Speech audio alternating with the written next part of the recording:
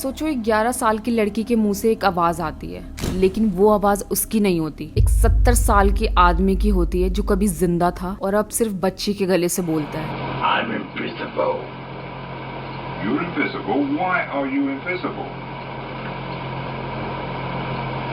Stomach H-O-S-T.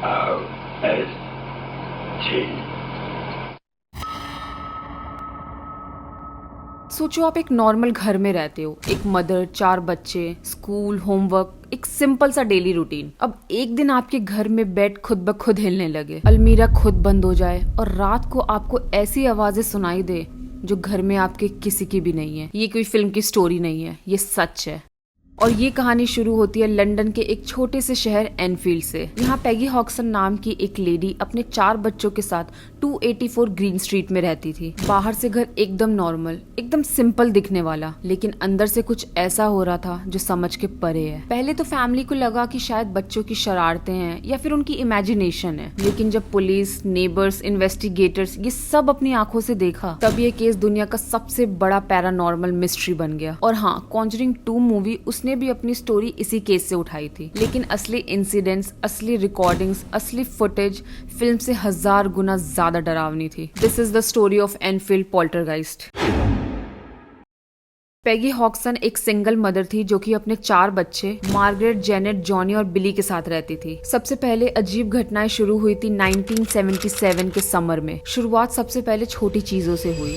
घर पे footsteps की आवाजें सुनाई देती थी जब कोई होता ही नहीं था। फर्नीचर का अपने आप हिलना और वॉल से नॉक की आवाज आना। एक रात जेनेट और जॉनी अपने कमरे में थे, तभी उन्होंने अपने बेड के पास की अलमारी को धीरे धीरे मूव करते हुए देखा। जेनेट ने पहले सोचा कि शायद हवा होगी, लेकिन अलमारी पूरे फोर्स के साथ कमरे के बीचों बीच आ गई। उन्होंने चिल्लाकर अपनी माँ पैगी को बुलाया। पैगी जैसे ही ऊपर आई, उन्होंने अपनी आंखों से देखा अलमारी को वापस ढकेलने के लिए उनकी सारी कोशिश फेल हो रही थी, जैसे कोई इनविजिबल फोर्स उनको रोक रही हो।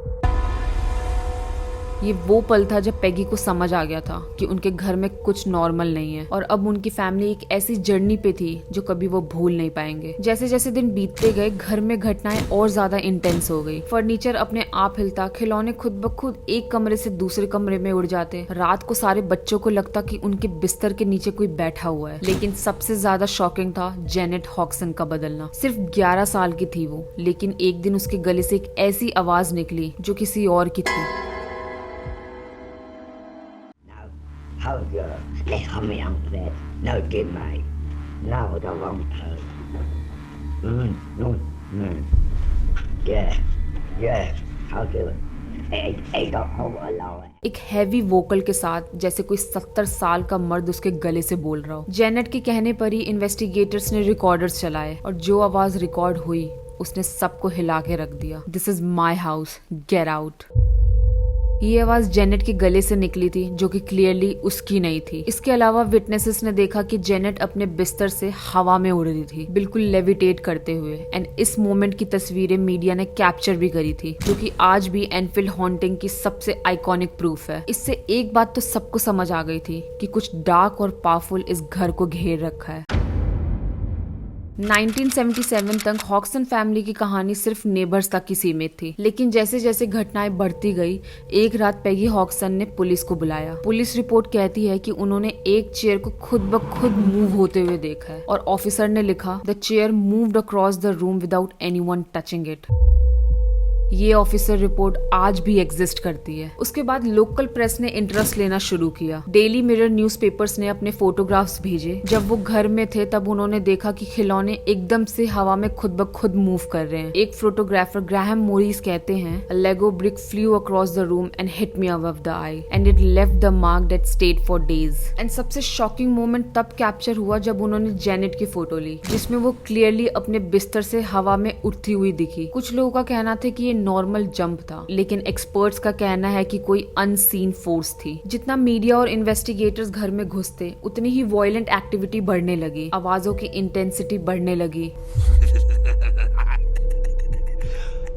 जेनेट की आवाज और हैवी हो जाती और घर में एक कांस्टेंट अनइजीनेस रहता। ये वो वक्त था जब लंदन के सोसाइटी फॉर साइकिकल रिसर्च और बीबीसी ने भी घर पर अपना इक्विपमेंट लगाया। रिकॉर्डर्स ने उन्हीं सारी चीजों को कैप्चर किया जो फैमिली कहती थी, नॉक्स, ग्रोल्स और एक पुरानी आदमी की आवाज जो क्लियरली कहता था, आई died in this chair and I am still here. इस पॉइंट पर एनफील्ड हॉन्टिंग सिर्फ फैमिली का नाइटमेयर नहीं था, ये बन गया था एक इंटरनेशनल सेंसेशन। मीडिया और इन्वेस्टिगेटर्स रिपोर्टर्स के बाद एनफील्ड केस ने दुनिया भर का ध्यान खींचा और इसी वक्त घर में कदम रखते हैं दुनिया के सबसे मशहूर पैरानॉर्मल इन्वेस्टिगेटर्स एड और लॉरेन वॉरेन। एड एक डेमोनोलॉजिस्ट थे और लॉरेन एक साइकिक थी। जब वो 284 स्ट्रीट के घर के अंदर आए तब लॉरेन तुरंत फ्रीज हो गई थी। उन्होंने एड की तरफ देखा और कहा, there is a presence here and it's just not one spirit, this is something darker. Lorraine ने कहा था कि उनको एक डार्क ऑरा महसूस हुआ है, जैसे घर में एक इनविजिबल वेल छाया हो। उन्होंने ऑब्जर्व किया कि जेनेट के आसपास एक्टिविटी सबसे ज्यादा होती थी। जब भी जेनेट रूम में होती थी तो नॉक्स, ग्रोल्स और ऑब्जेक्ट का मूव होना और भी ज्यादा वायलेंटली होता था। लॉरेन ने कहा, this girl is the epicentre and the entity is using her as a channel. Ed और वॉरेन ने घर में इक्विपमेंट लगाए, tape recorders, crucifix, holy water and cameras. Recording में उन्होंने मल्टीपल चीजें कैप्चर्स की। सडनली टेम्परेचर ड्रॉप होना, बहुत सारे कमरे में टेम्परेचर 11 डिग्री तक चला जाता था। एंड सबसे डरावनी जेनेट की वॉइस चेंज होना, एक मेस्कुलिन डीप वॉइस, वो भी बिना लिप्स हिलाए। Right, that's good. Come on. Shut up and do. I'm 72 years old. I come from Jewett Rock, Greyjoy. And I have right near the church where Rita lives.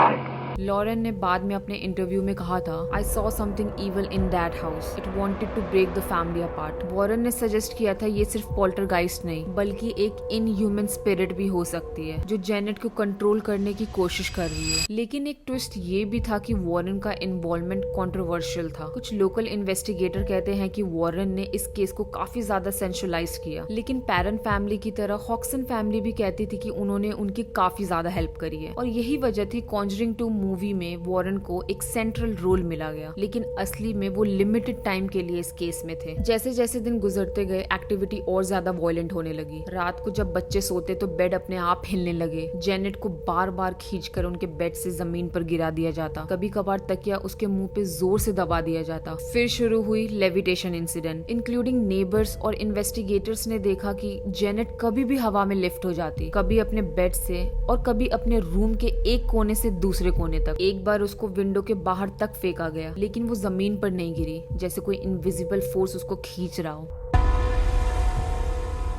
सबसे ज्यादा डरावनी थी Janet के मुंह से निकली हुई आवाजें। यहाँ तक जेनेट के मुंह को टेप से बांधा भी गया और उससे वाटर होल्ड करवाया, तब भी आवाज उसके गले से निकल रही थी। एक रात जेनेट की मॉम पेगी ने देखा कि एक हेवी सा ड्रॉर रूम के सेंटर में आ गया, मूव करके, वो भी खुद। जब उसने उसे वापस धक्का दिया, ड्रॉर खुद वापस अपनी जगह पे स्लाइड होकर चला गया, जैसे किसी फोर्स ने उसको खुद पुश करा हो। और सबसे चिलिंग मोमेंट तो तब आया जब एक इन्वेस्टिगेटर ने जेनेट के पीछे एक डार्क शेडो खड़ा देखा। वो शेडो एक इंसान जैसे थे, बट उसके फेशियल फीचर्स ब्लर्ड थे और उसकी प्रेजेंस ने पूरे रूम का टेम्परेचर इतना ज्यादा ठंडा कर दिया। एड और लॉरेन ने कहा, this is no longer a haunting, this is an operation. यानी ये स्पिरिट सिर्फ आवाज और ऑब्जेक्ट तक लिमिटेड नहीं, फैमिली की सैनिटी और लाइफ को तोड़ने पर उतर आए थे। लोग अक्सर सिर्फ जेनेट की आवाज पर बात करते हैं, लेकिन सेशंस के दौरान और भी अजीब और अनएक्सप्लेन घटनाएं घटी थी। एक इन्वेस्टिगेटर ने रिकॉर्ड किया कि जेनेट के अंदर से सिर्फ एक आवाज नहीं, 3 अलग अलग वॉइसेस निकली, कभी एक आदमी की, कभी एक औरत की और कभी एक सोल्जर की आवाज। और ये सिर्फ एक ही सेशन में कैप्चर हुआ, वो भी जेनेट के बिना लिप्स हिलाए। बिल विलिकन सेशन के दौरान अपने डेथ को एग्जैक्टली डिस्क्राइब किया।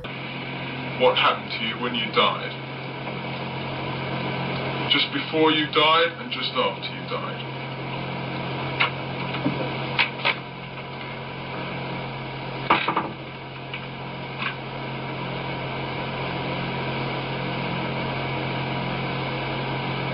days before I died, I did. और सबसे हैरानी की बात ये थी कि कुछ दिन बाद एक रियल डेथ रिकॉर्ड मिला जिसमें कंफर्म हुआ बिल्स विलिकन्स की मौत एग्जैक्टली वैसे ही हुई जैसे जेनेट ने बताया था। सेशंस में कभी कभी बिना किसी सोर्स के विजलिंग की आवाज आती और एक बार घोंसली डॉग बाग भी सुनाई दिया। एंड द क्रेजी पार्ट, उनके पास कोई डॉग नहीं था। एक बार तो जेनेट को फोर्स से एक वुडन पार्टीशन के बीच फेंक दिया गया। विटनेसेस को लगा कि उसका गला घुट जाएगा। ये उन मोमेंट्स में था जब लॉरेन वॉरेन ने बोला कि जेनेट की लाइफ डेंजर में है। एक और क्रीपी मोमेंट तब हुआ जब जेनेट ने बिना रुके कुछ लिखना शुरू कर दिया। उसके हाथ पेंसिल चलाते जा रहे थे और लिख रहे थे, I will bring you all down, I am here for ever. बाद में हैंड राइटिंग एक्सपर्ट्स ने बोला कि ये जेनेट की राइटिंग नहीं है। एनफील्ड हॉन्टिंग ने सिर्फ लोगों को डराया नहीं, दुनिया भर के एक्सपर्ट्स को 2 सेक्शन में बांट दिया, बिलीवर्स और स्केप्टिक्स। जब जेनेट और मार्गेट के ऊपर फोर्स बढ़ा तब मीडिया का इन्वॉल्वमेंट सबसे ज्यादा बढ़ गया। डेली मिरर जैसे न्यूज़पेपर ने इसे एक सेंसेशनल हॉन्टिंग बताया। उन्होंने फोटो पब्लिश करी जहाँ पे जेनेट हवा में फ्लाई कर रही थी, लेकिन स्केप्टिक्स ने कहा कि ये लेविटेशन नहीं, ये तो सिर्फ एक जंप करने की फोटो है। कंट्रोवर्सी तब और बढ़ गई जब जेनेट ने अपने इंटरव्यू में कहा, some of it was fake but not everything, you can't just fake levitation. मतलब कुछ चीजें उन्होंने मजाक में की थी